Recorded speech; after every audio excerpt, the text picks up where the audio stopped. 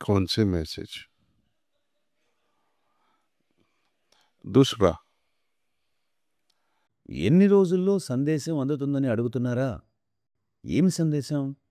రెండో విషయం, మీరు చాలా ముఖ్యమైన ప్రశ్న వేశారు. అక్కడి నుంచి వచ్చే సమాచారాన్ని ఎలా వినాలి?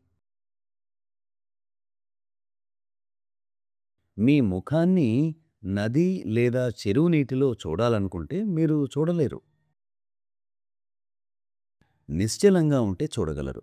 కానీ బురదగా ఉంటే तो मन को साफ करना है, हृदय को साफ करना है।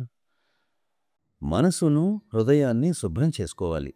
ఈ పద్ధతి ఎటువంటిది అంటే ధ్యానాన్ని నేర్పిస్తుంది. శుద్ధీకరణ ప్రక్రియను కూడా నేర్పుతుంది. और समय का कुछ जिक्र नहीं है, no mention of time, because సమయం యొక్క ప్రస్తావన లేదు. ఇది ఎప్పుడైనా సంభవించవచ్చు. అది ఎప్పుడు జరుగుతుందో మనకు తెలియదు. అది అకస్మాత్తుగా సంభవిస్తుంది. ధన్యవాదాలు.